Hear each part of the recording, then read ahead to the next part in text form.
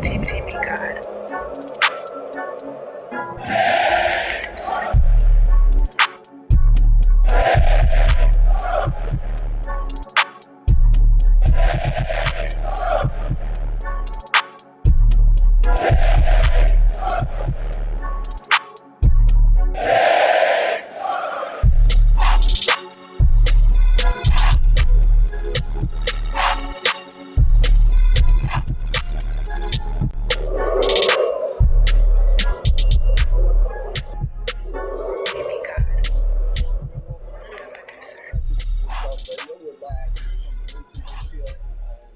Alabama is the kickoff of the 2019 SEC Media Days, and we're joined by a very special guest. A lot to talk about, and we have him on our show even when we're in the natural state. But we caught up with him here in Hoover, and we're going to bring on David Waters of Gators Breakdown. David, welcome, my man. Right, nice to see you in person here. I met you last year for the first time in Atlanta for SEC Media Days. So, hey, we get to do it in person this time.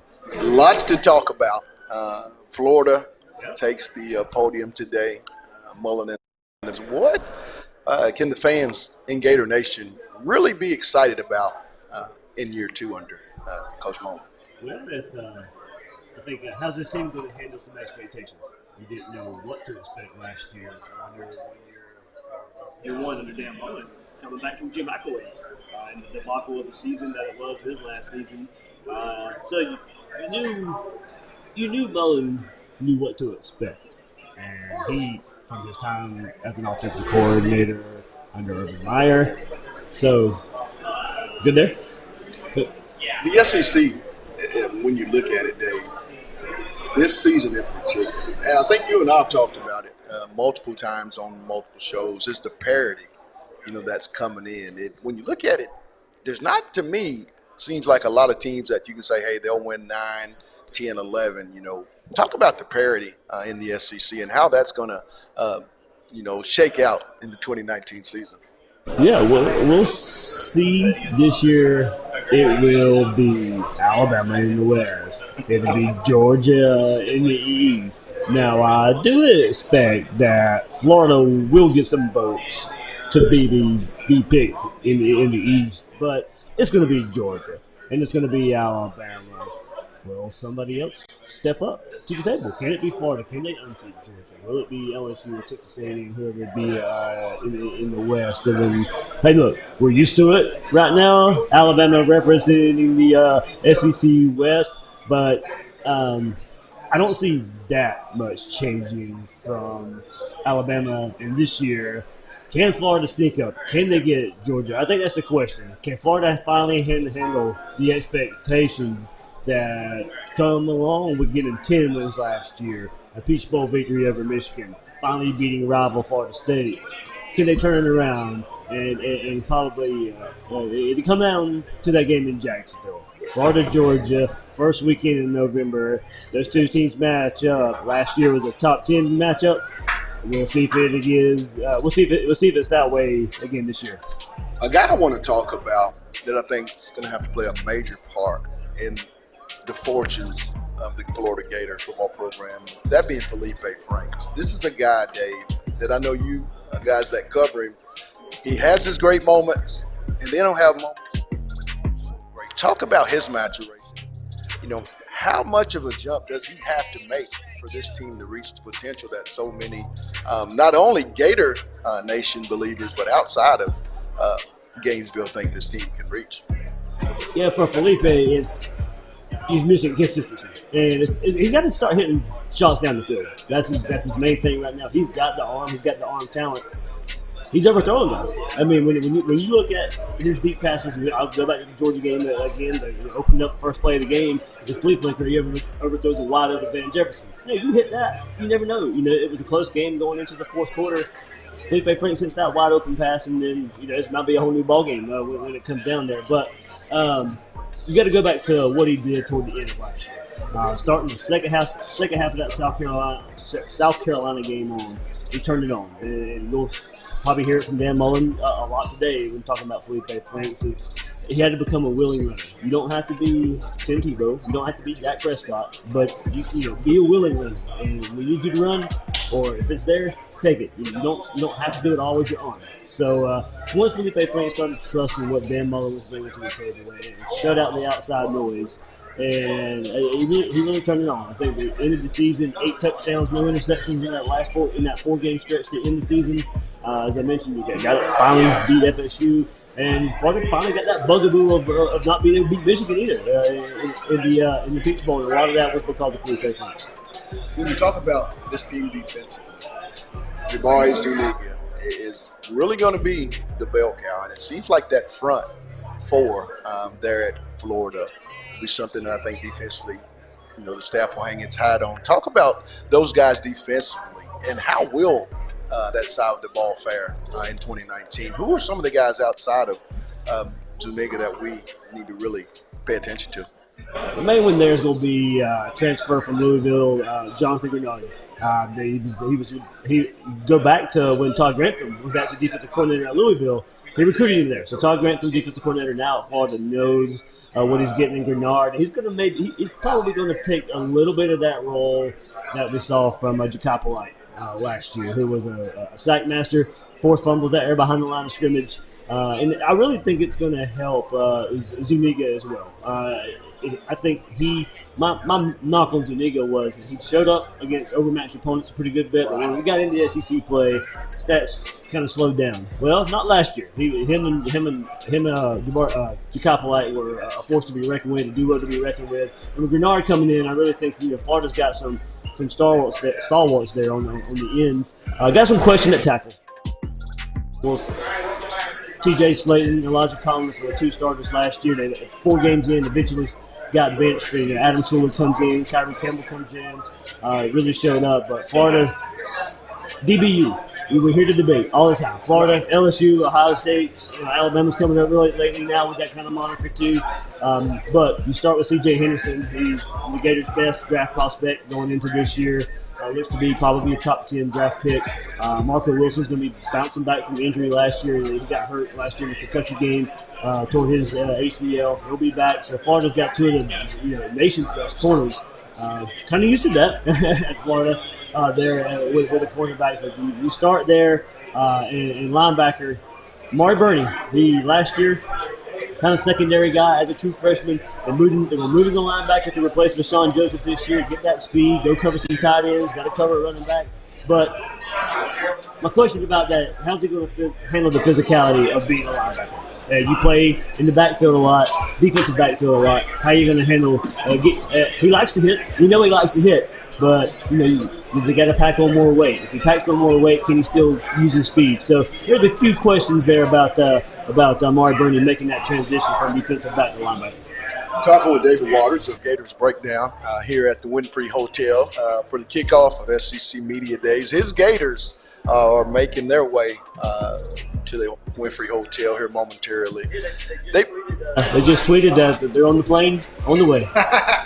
See, we're already on. We're following them before they follow us. But a guy I want to talk to you about, David, and for fans of the Razorbacks, they're real familiar with Tyree Cleveland.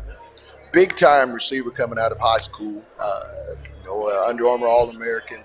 Talk about, how important is it for him to kind of start stepping forward in his junior season and be that go-to guy, someone that Felipe and that offensive staff can kind of know when we need a big play, he's the one. I mean, talk about his maturation. How big is this year for Cleveland? It's pretty big if he wants to take his talents to the NFL. I mean, he's going to.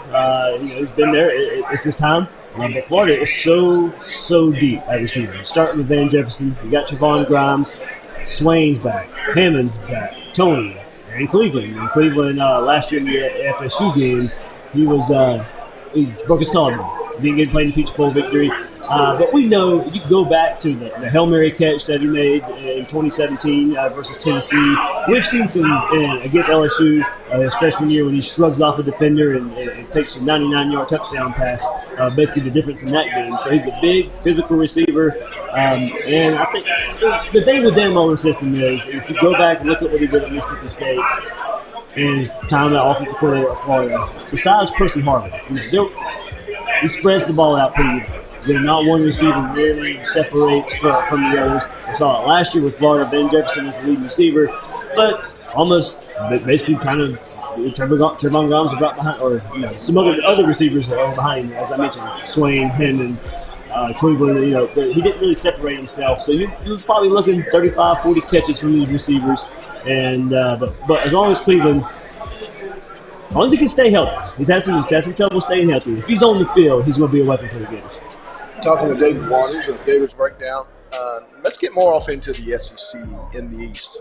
You're going to have the Floridas, there's the Georgias, two teams that each and every year when we talk SEC Eastern football, those two schools always going to be in the conversation. Who are some of the other teams? I know Kentucky was one of the teams with Mark Stoops in that very seasoned ball club he had last year. They've lost a few with Jonathan Allen moving on to the NFL, and that great running back. To talk about the SEC East, and who are some 2 or 3 teams, maybe when you exclude the Georgias and the Floridas, that we need to be keeping an eye on this upcoming season? Bryant going into Missouri. That's I think one of the biggest SEC storylines. The transfer from Clemson. What does he bring to the table? They lose Drew Lock, who's now going on to the NFL. Florida fans will be happy about that. He lit Florida up the last couple of years there.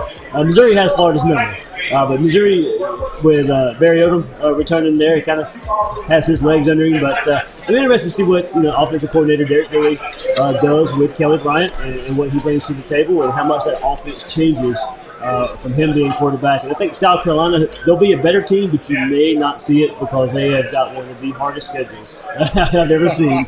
They got to play number 1 Clemson, or they'll have to play number 1, however that shakes out. Alabama and Clemson, 1-2. They got to play both of those. They got to play Georgia, so they got to play the top 3 teams in the country. They got to play Texas A&M, who were on the edge of a top 10, top 15 team. They have to play Florida, another top 10 team. So I think South Carolina with Jake Bentley, I think they'll be better. You got to find a running game to help him out a little bit, but that schedule is so brutal. They probably get buried a little bit because don't see him beating Clemson, don't see him beating Alabama, don't see him beating Georgia. But it's those 50-50 games that's going to determine how successful Will Muschamp is in this year for the Gamecocks. Each and every year, you always look for that coach with the game-winning the quote. The quote coach of the year. You had your Brett Bielema. You guys had the old ball coach Steve Spurrier when he would make his way. Who's that one particular guy, David, that you're really interested in hearing what he has to say for this version of SEC Media Days? Probably Saban, because he's going to get asked about that beat-down Clemson game. And I don't want to see how he responds. He's going to get asked a lot about it. Right. How do you respond? How, is your team ticked off? We're not going to know until they play the game. He's not going to know until they play the game. He's probably got a pretty good idea through practice and all that stuff. But when Saban's asked a lot about how you're going to respond to getting your brains beat in by Clemson, I think that's kind of the how he handles that. Sometimes he gets a temper on him. He probably says some things he shouldn't say. He'll go and apologize, and good for it. But I think Saban getting asked a lot about that beatdown from Clemson is probably and him handling that is probably something I'm looking forward to these few days. Well, real quick, Dave, before we let you go on, we greatly appreciate you taking time out here on Radio Roll, the SEC 2019 Media Day live from the Winfrey Hotel in Hoover, Alabama. But tell the listeners and all our viewers how they can get in touch and check out your podcast, because you do a great job when it's pertaining to Gators. Thank you much. They can follow me on Twitter at GatorDave_SEC. And you can catch Gators Breakdown website, news4jax.com/Gators Breakdown, the TV station I work for in Jacksonville. We partnered up there, so you can find it there, and also all the podcasting platforms out there: Apple Podcasts, Google Podcasts, video version on YouTube. You can find pretty much Gators Breakdown anywhere you listen to podcasts. Well, man, we've had a lot of great interviews, but finally get a chance to be on Radio Roll, and look forward to our continued relationship. But thanks for taking time out here on the Hill. Okay. Well, we're going to step away, get us a real quick break, and then we'll be back more from SEC Media Day here at the Winfrey Hotel in Hoover, Alabama. It's on the Hill with Pat Jenkins on KDSJ 479. Let's get it.